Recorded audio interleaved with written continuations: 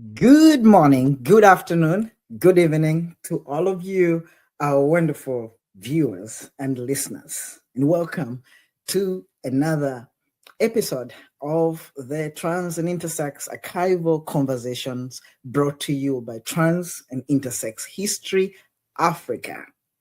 It is our living digital archive where we document, honor, and remember the trailblazers who have shaped our movements, those who have walked before us, and those that are walking with us. My name is Victor Mukasa, and I am your host for these conversations. Today is another special day.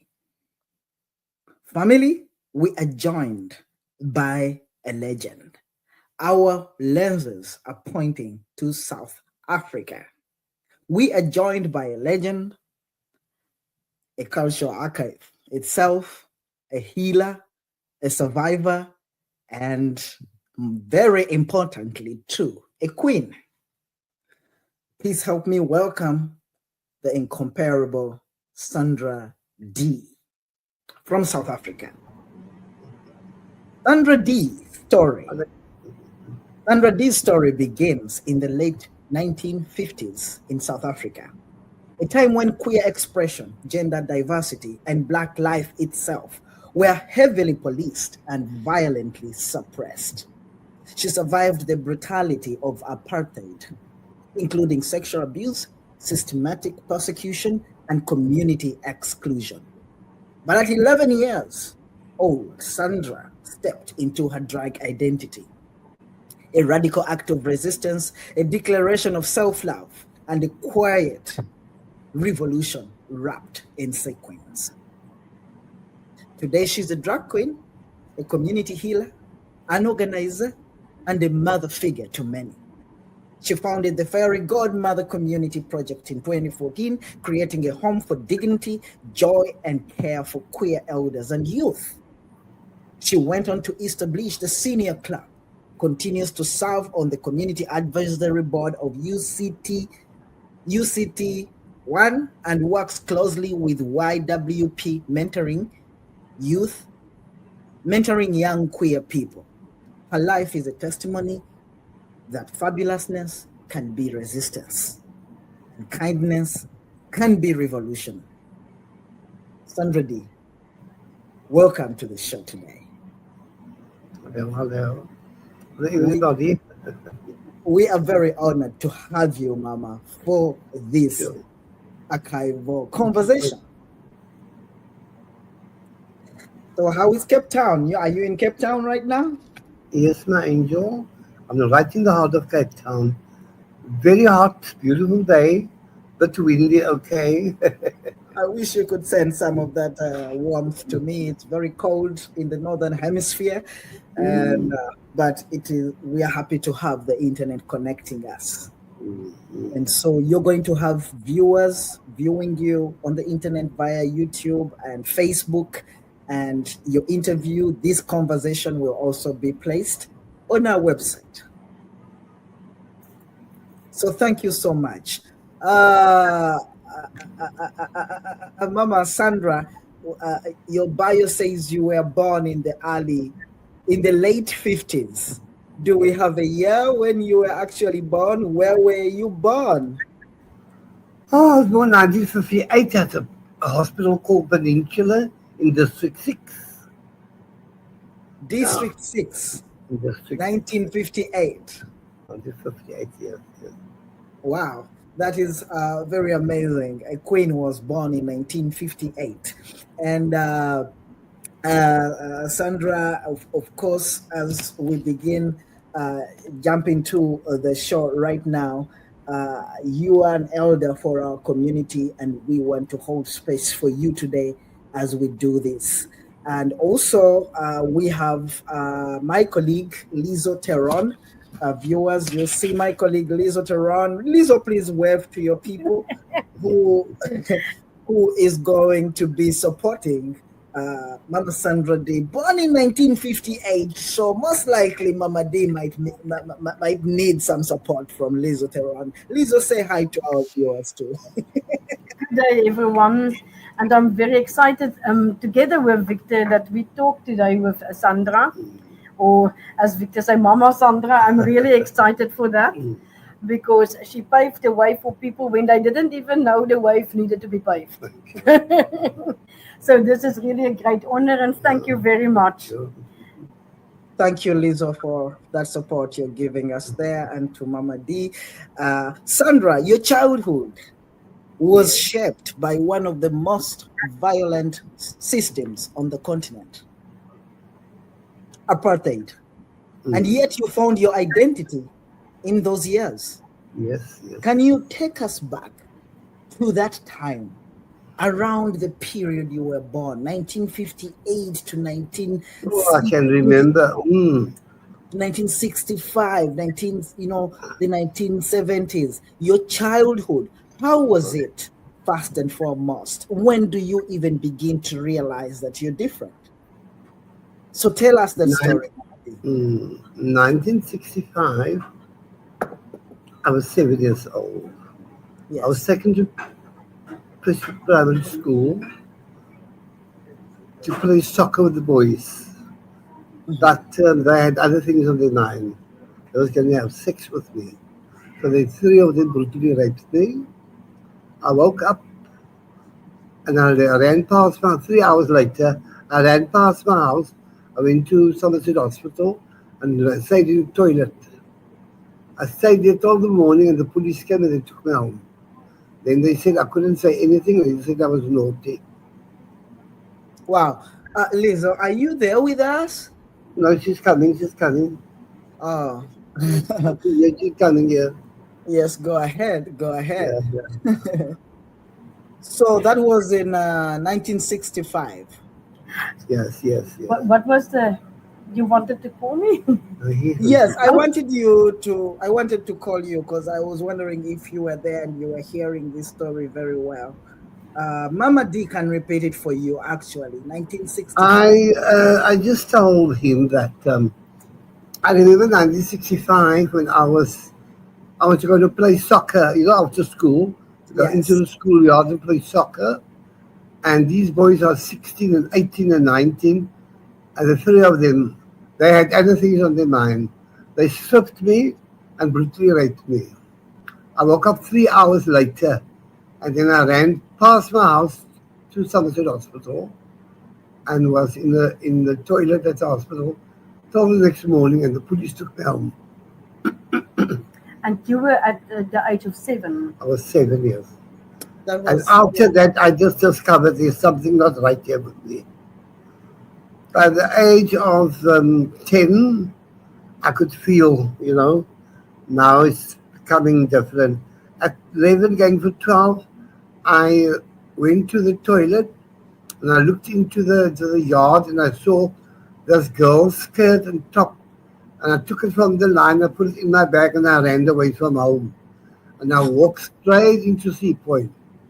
And that's where my years started. That was at what age, Mama Dee, that you saw a skirt? 12. Just before 12, yes.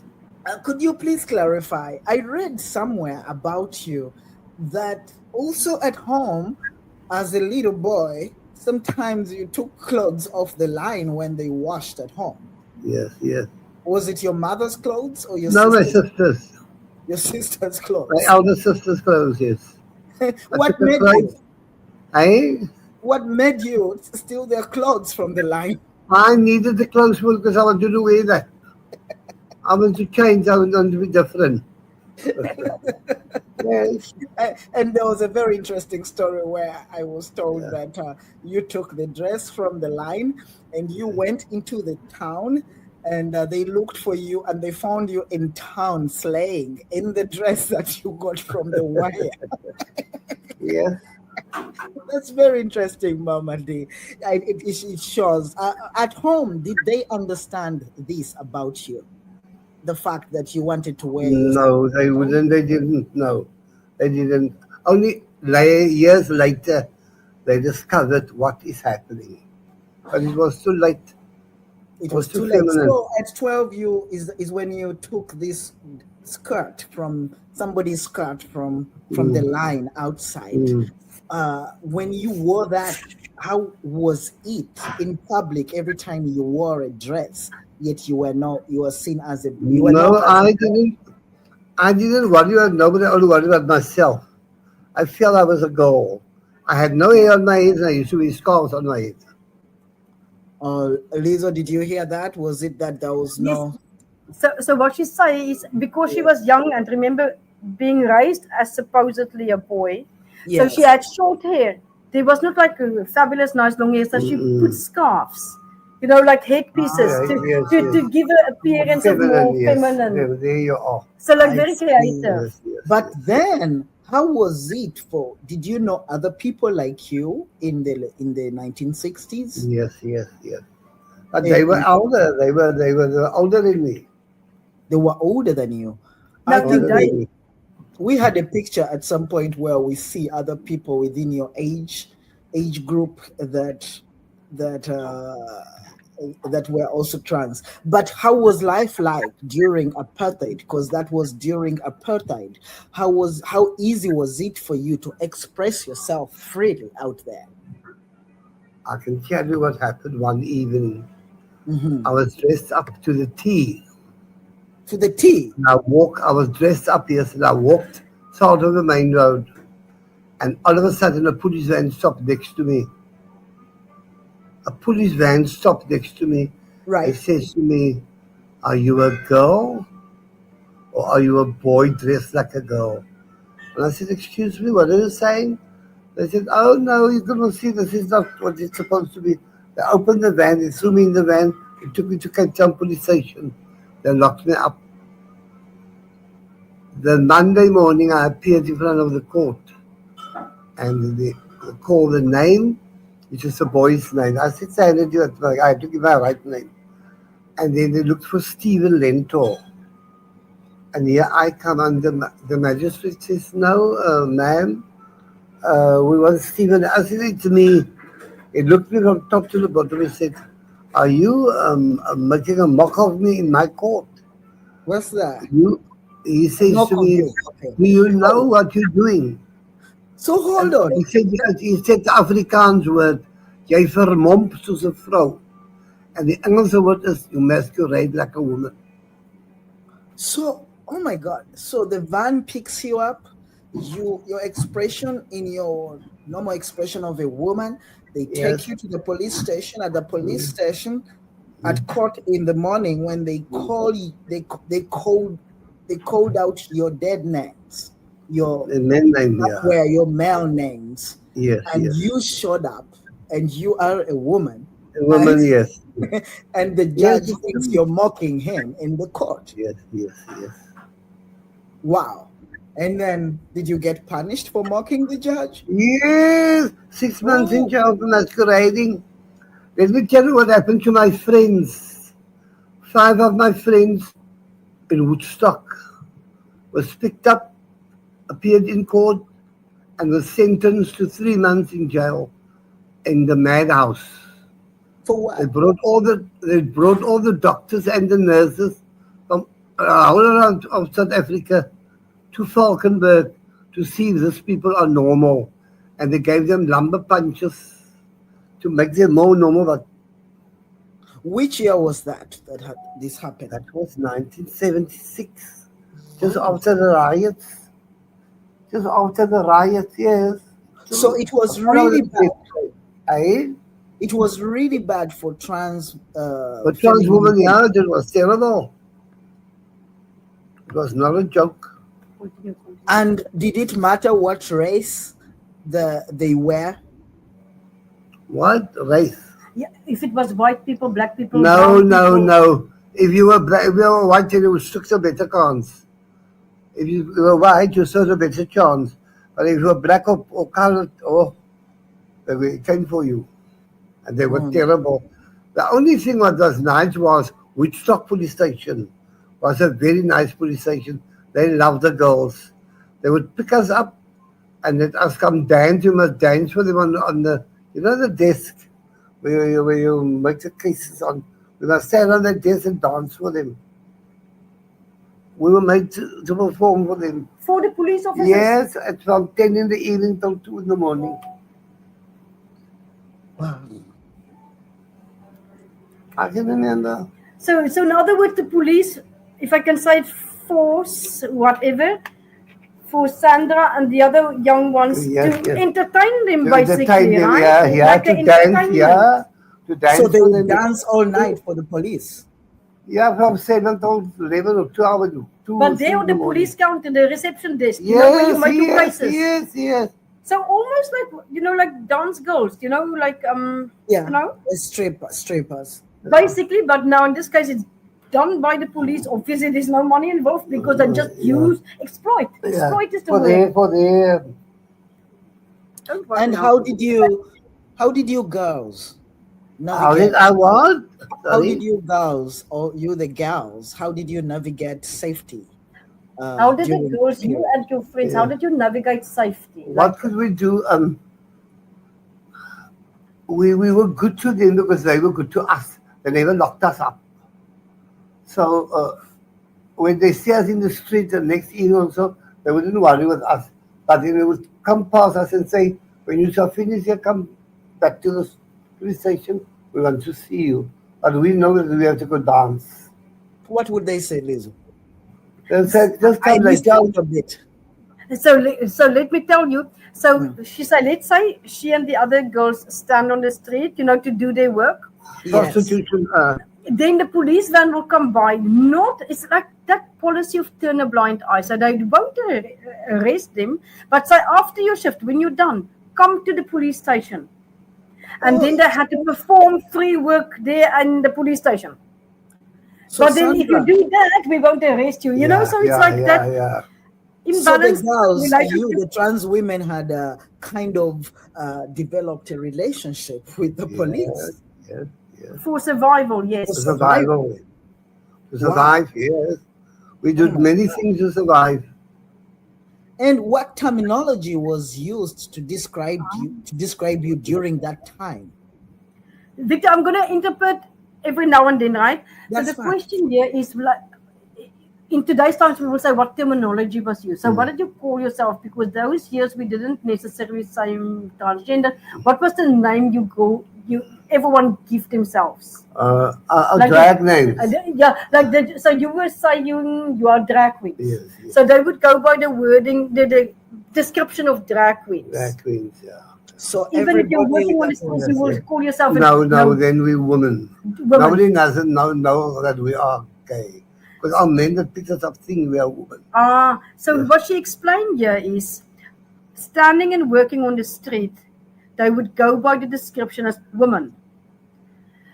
To obviously try and get away and pass with many as possible clients as a woman.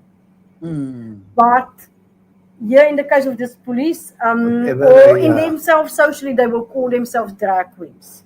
But when you stand on the street and work, you would call yourself a woman. Yeah. So it's like this. So in those days, Sandra, everybody who was trans, even if they were not performers, called themselves a drag queen? Yes. Because remember, in those days, you get the butch and you get the drag. Yes. You know, the butch is butch, like you. Yeah. And then you get the drags, which is feminine like us. Wow. Were there any organizations for trans people those days? No. No. Oh, no. Never.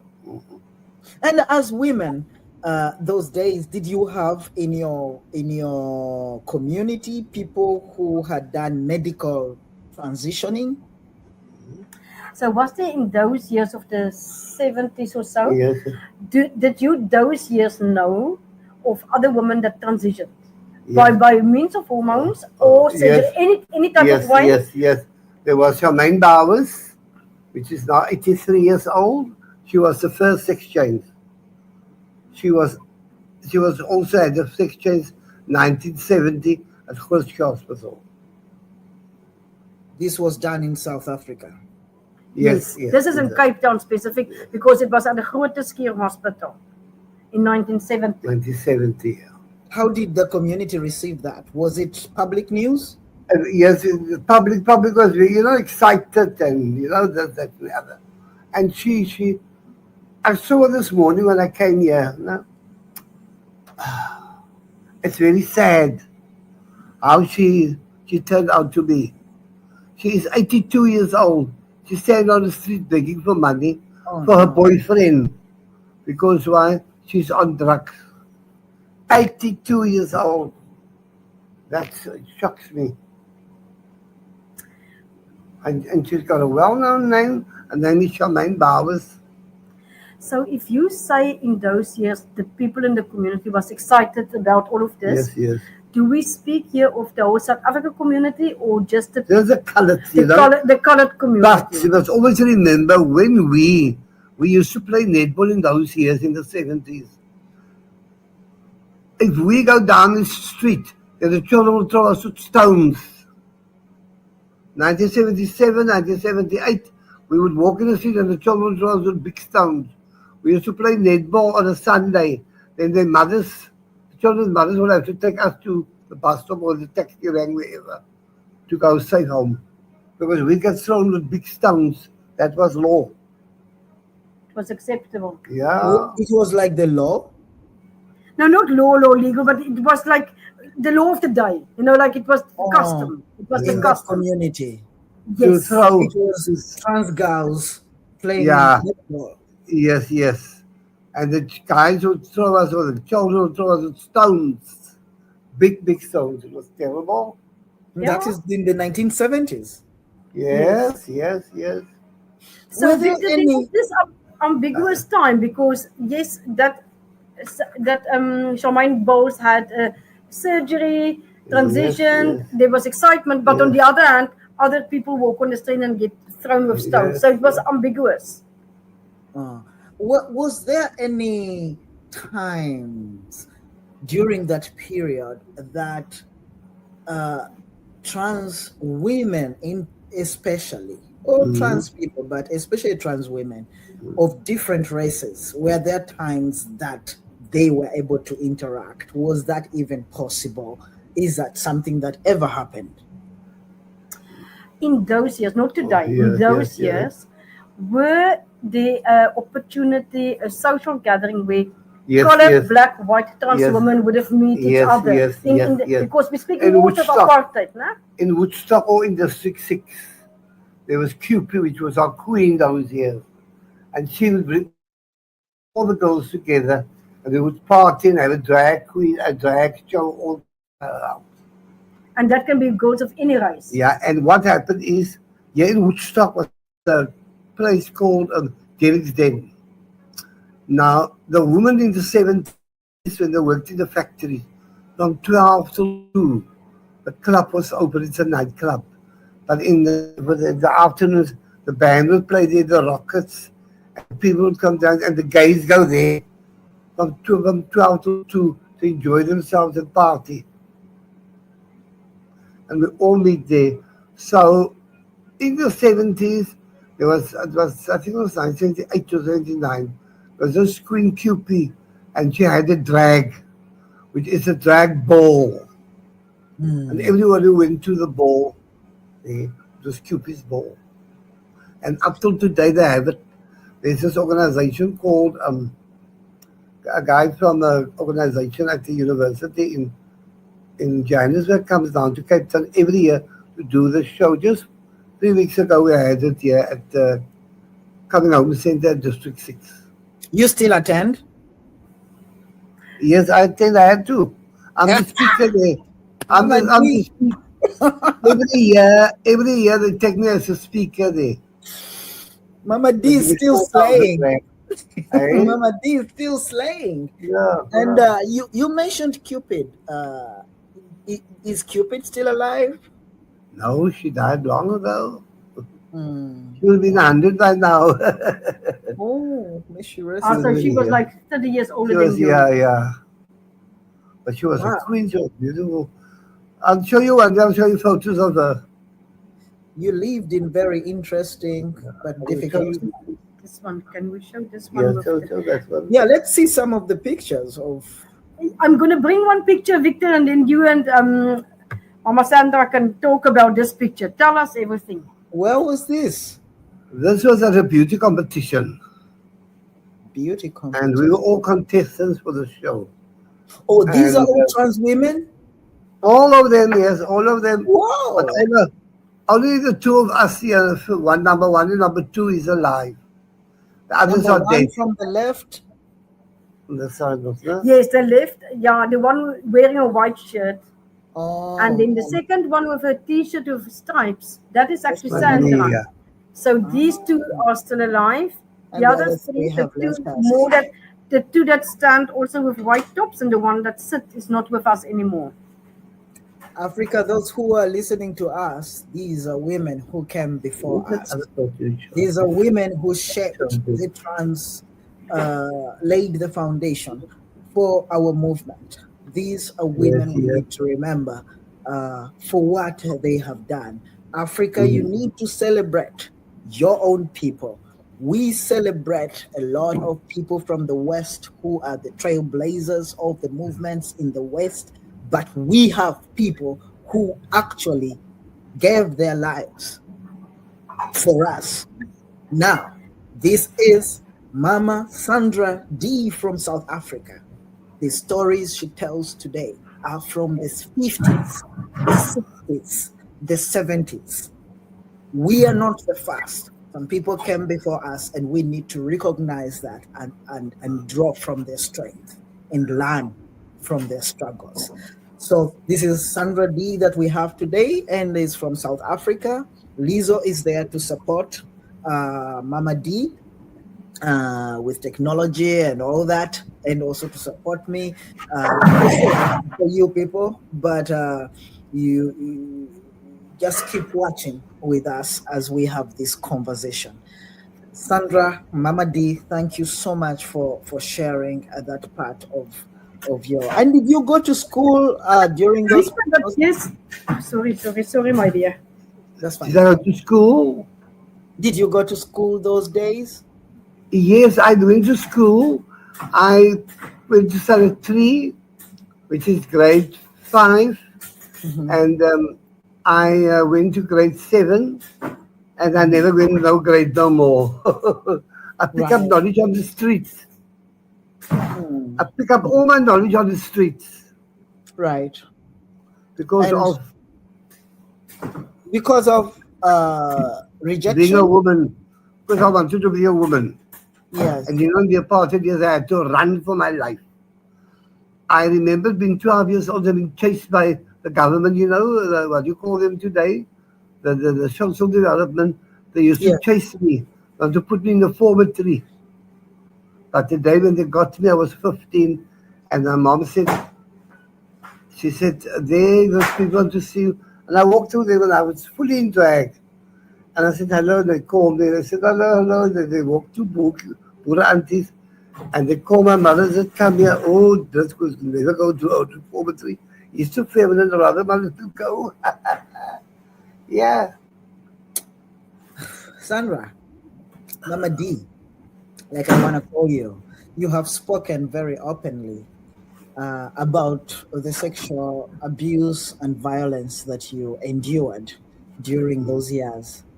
Your willingness to name those realities is powerful for our archive and for our lives as Africans and for young queer people Thank you. all over that will see this recorded history. Sandra, how did you survive those years? Emotionally, spiritually, and physically? Because I'm sure you were injured physically, emotionally, spiritually through all these experiences. What kind of support, or how did you personally navigate those years? I can't remember. All I can remember is going for, wine. Wine. A glass What of wine made me feel, a glass of wine you drank a made me lot? feel, Yeah. yes, I survived because of that. Yes. Well, history kind of repeats itself. Even Yeah. today, we have a lot of young trans people Wow. resorting to alcohol to survive transphobia. Yeah. Because of the abuse. But in our days, it was worse. I mean, today they're free. They can still go they can still go and But in our days, there was no one to go to, there's no support, nothing. We see you, some people see you as a mother in South Africa, in our communities. It means as a mother, you're giving them support. Thank you. Did your experience in the 1970s, the trauma that you survived, and all the abuse, did it shape the mother to the community that you have become? Thank you so much. And Lizzo, can you check on that also? What I was thinking, Victor, also is we still have newspaper clipping photos to share. Yes, but we are going to have those newspaper, but we don't want to lose the question that I didn't hear. Can you just say again? Sorry, I didn't hear the question. I must say to the audience, we are challenged. We sit in a place where there's aircon in our ears. So sorry, Victor. If you can just say the question again, I'm so sorry. Yeah, that's okay. I've seen that a lot see Mama Dee as a mother in the community. And Mama Dee faced a lot of trauma, survived a lot of trauma and abuse. Could that have shaped her into the mother that she is today to the community? Thank you. Yes. You hear it? Yes, thank you. Yes, Thank you. sorry, yes, she got it. Thank you. So what Victor is asking, since that trauma and the things that shaped you and all of that, do you think that made you to understand, and that's why you can step and be the mother of young people now? Because you come with that experience. Yeah, because in those days, there was no help. Today, I can help them, but there was no help because I actually fought for their freedom. I could say. I actually fought for their freedom. Right. And then that brings me now to the birth of the Fairy Godmother Community Project. It says that in 2014, just not so long ago, about 11 years ago, maybe, on October 29th, something magical happened. You planted a seed that grew into one of the most beautiful initiatives in our movement, and that is the Fairy Godmother Community Project. Let's talk about that beginning. What inspired your foundation of the Fairy Godmother? What happened I was watching these girls, and they were crying. What child was crying? It's a matric board. You don't know what you're gonna do. And then this other child crying. It's a prom. So you know what she's gonna do. And I said, okay. And I got a friend of mine, and a friend spoke about this Princess Project. And I found the lady of the Princess Project, and I said to her, listen here, I'm Sandra Dee, and I've got the Fairy Godmother Project. So if possible, can we come together? And she said, no, you can come, but I'm the Princess Project, and you will just have to use the Princess Project. I said, well, fine. And I took a project, and when I had a project, and I added the Princess Project to the Fairy Godmother Project. 10 years in existence. Can you believe it? So it was two projects. Lisa, were you also listening? There was the Princess. Yes. So what happened? The Fairy Godmother Project is one type of community project, giving food and all type of community support for the elderly, for the elderly women, for the elderly people in the community. And this is general elderly or just ones? What you say? Is it elderly generally or just trans? Yes, elderly people. Seniors, yes. Right. So that's the one project, the original project. Then came along, when we speak of this princess, the young girls that have to go to the ball, the matric ball, the farewell of school, like prom in the US or matric farewell in. So that final year, like that big dance, like a gala. Yes. They need to have this elaborate evening dresses, but many people don't have the money for that. So, but Sandra have connection with many drag queens, and pageantry people, and so they exist all these dresses and the ball gowns. So these are basically again like heterosexual schoolgirls, just or cisgender, just any school girl that don't have money for that ball gown, then receive it basically from drag queens and pageantries. So they actually help out these youngsters who can't otherwise go to the ball. So it's Sandra start that one? Hi? When did the Princess Project start, and when did she found it? It was founded, the Princess Project comes quite a long time, I think 20 years now. But I am now going for 10 years. Formally. It was somebody else's project that you took over. I took over. So for the last 10 years, Sandra Dee is running it. But it's an older project. No wonder you are mama for community. You see? But you founded the Fairy Godmother. Fairy Godmother, here you are. Yeah, Why Fairy Godmother? Why do you call it that? It's fine, you can bring up the details. Why Fairy Godmother? I don't know. I just felt this one day when this lady says to me, the way you're going on is like you think you're a fairy. And I said, oh, thank you, what a nice name. And I said, the Fairy Godmother. And you see, there's me and my sisters. There's all drag queens here, and that's all those ones are drag queens. Yes, yeah. On the spouter. On the spouter, yeah. That's me, Samantha. That one and another one, and then it's all other the elderly ladies. Wow. So, what gaps were you trying to cover? To fill by founding this organization? So what was the gaps what was the need? Why? The need was the clothing. That's for girls. Teach them how to use makeup, and teach them how to walk. And then the elderly, when we talk about our everyday life, taking them out of their whatever they're busy doing and bring them into the comfort of my space. That's every Tuesdays and Thursdays. And then, of course, my dresses, which I give to the matriculants. And anybody that goes to a dance can just come to me and come knock on my door. And also, that I'm a qualified hairdresser.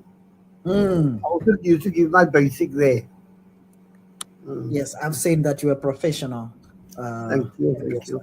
And also, I have read that you are part, I don't know if you founded it, but you tell us about the senior club. You have a senior club.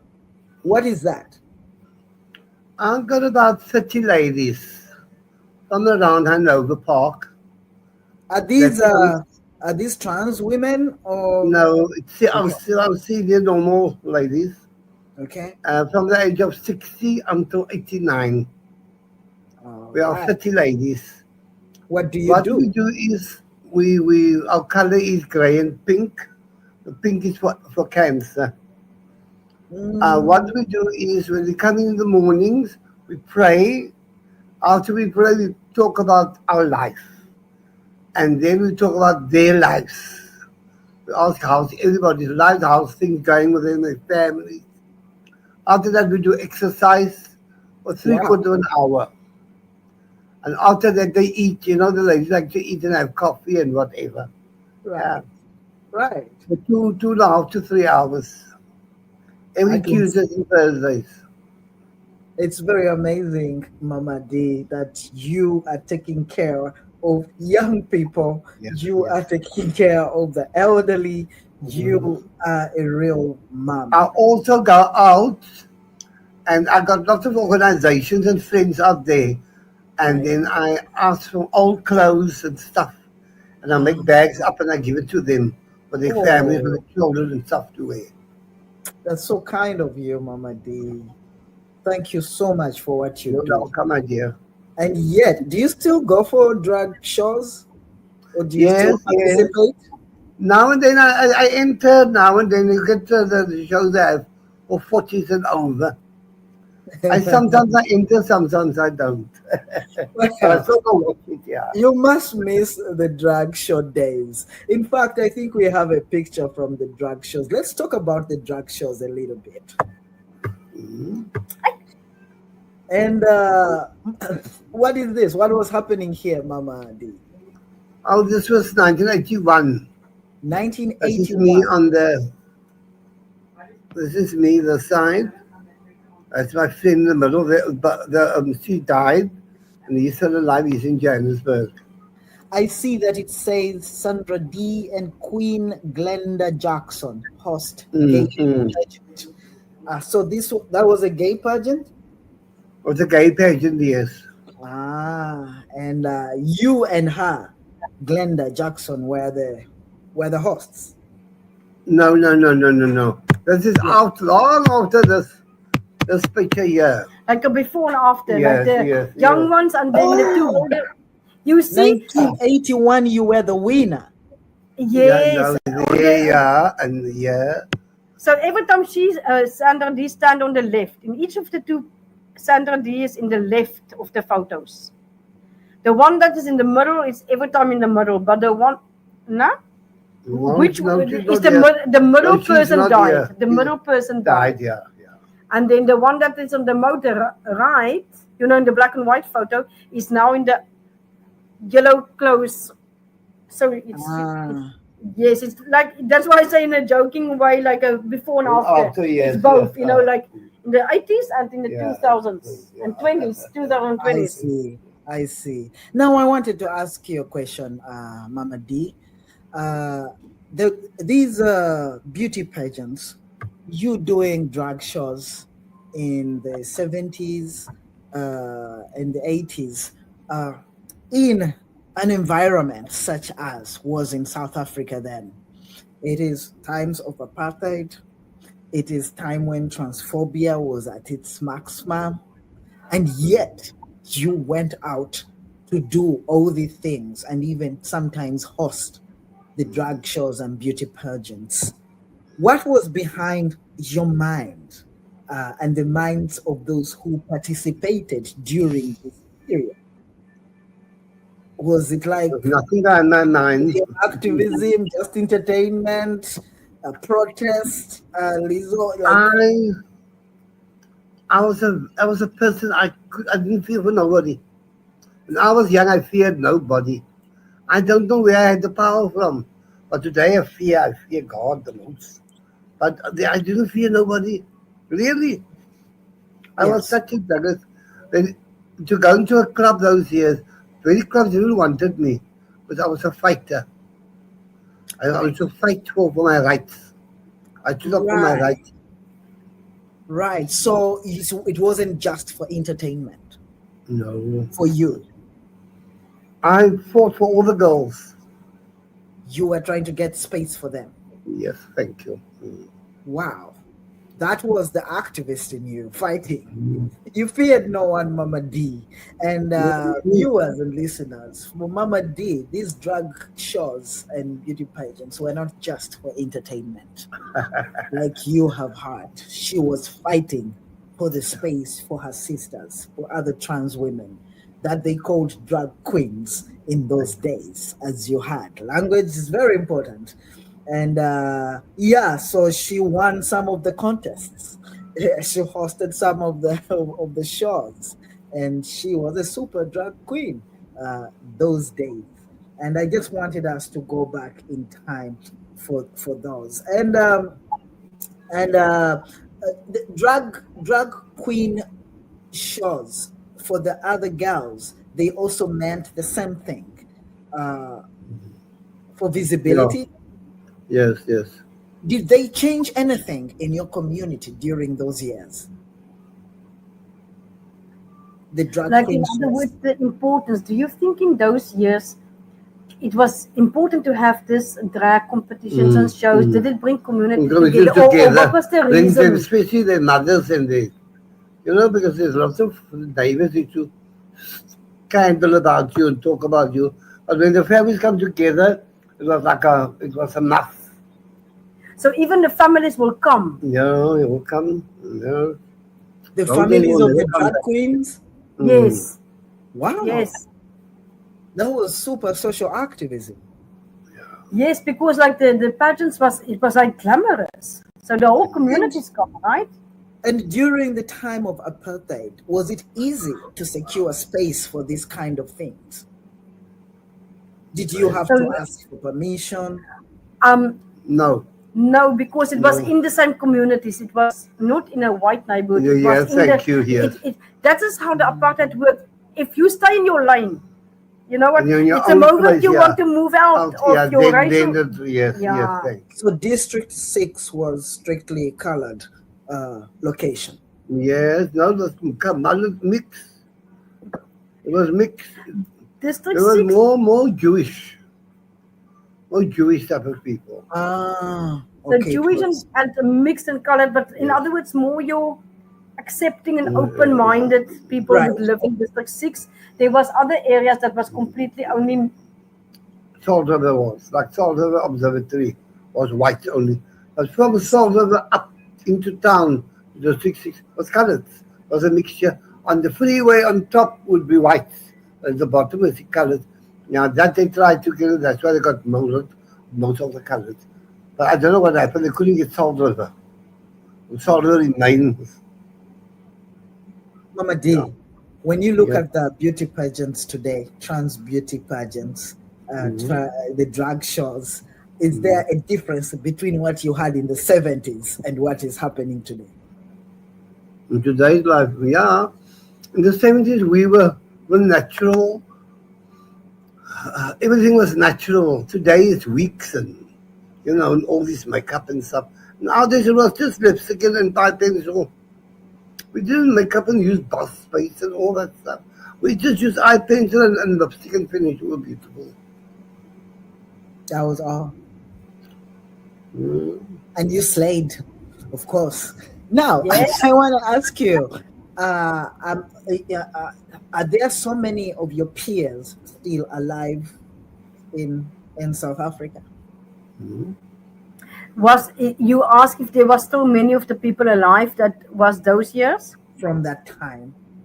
Are there still No. How many people you So think about 10, 8 of them still of the alive. group of 30 Yeah, or yes, like maybe 8 are yes, still yes, alive? yes. Wow.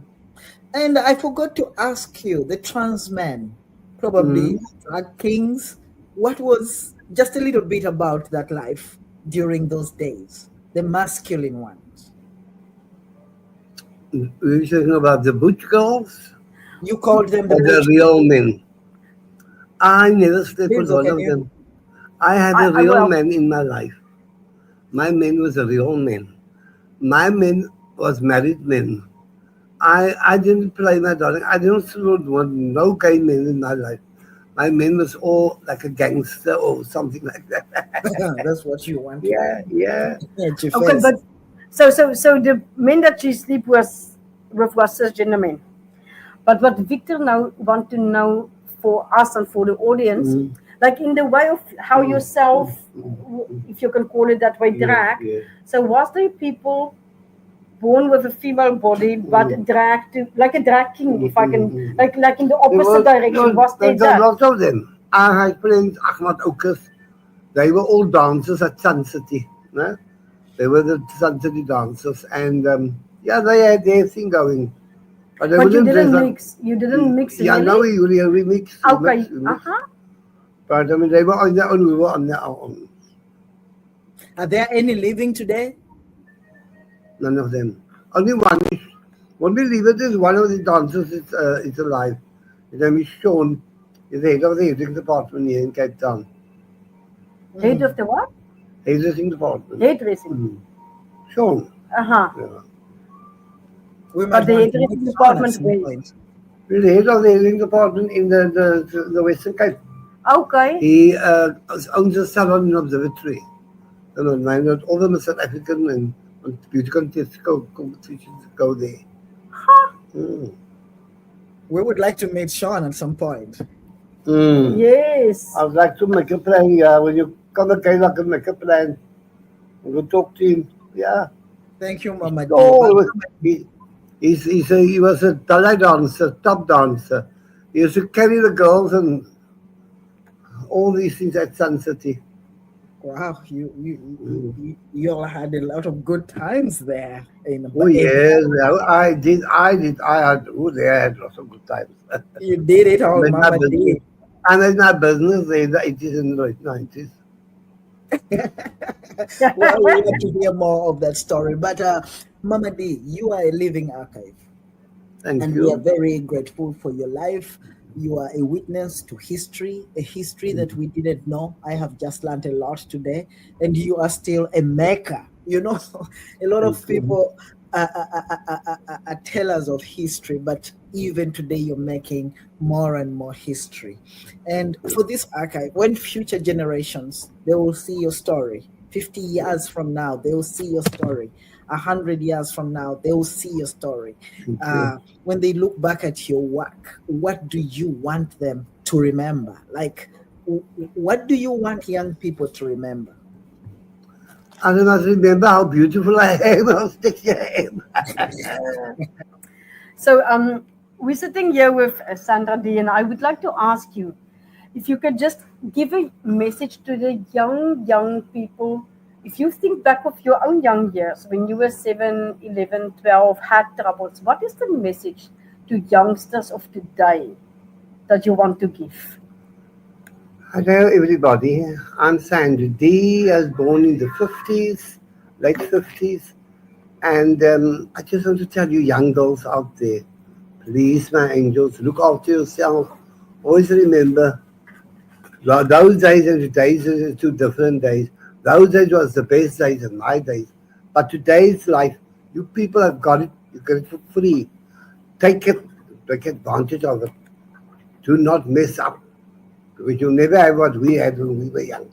Thank you so much, everybody. Bye. Thank you so much, You're Sandra. welcome, Angel. You're Thank you, welcome, Angel. thank you so much, Thanks to Sandra, you. Thanks to you. for that message to our young people, especially young trans people That's true, listening yeah. to that message from an elderly trans person. It's very, very important. And Sandra, thank you for your honesty, for your joy. You're a very joyful person. Thank For you so sharing much, my about your angel. pain, for sharing about your pain and your magic, because looks like you have magic, whatever you're doing today. Thank you for choosing to care for the world, Yep, Sandra. thank you. Bye, And bye. thank you for so many things. I And sure. you care for the world in ways that they have not Yes, yes, cared yes. for, and in ways that you were not cared for. We thank you so much for what you do. And You're welcome. Sandra, I would like to let you know that now we know you. The rest of us know you beyond South Africa. Thank We you. honor you and we want to celebrate you every year. Thank you. Thank You, you. our elder, you are our mother. Thank You you. need to be wherever you are in South Africa, knowing that Africa now knows about you and Thank that you. we appreciate what you do. And Lizzo will be telling you about that. And all the other trans women and men that are still alive from the 1950s. So we thank you so much for showing up today, listeners, viewers. Please continue sharing this broadcast, share this live in different groups and with other people so that the story of our elders, the legend, Sandra D, who now I call Mama D, goes far and beyond. We Thank you. will bring you more of such stories. Lizzo, thank you so much for standing and sitting with Mama D during this show. Lizzo is my teammate at Trans and Intersex History Africa. You can find more of our work at transintersexhistory.africa. With very big thank you to the donors who make this work possible, Bye. Stella Lesbian Foundation and the other foundation. Thank you very much. Until Bye. next Bye. time, Thanks a lot to you. Victor Mukasa. Yes. Thank you, Mama D. Bye.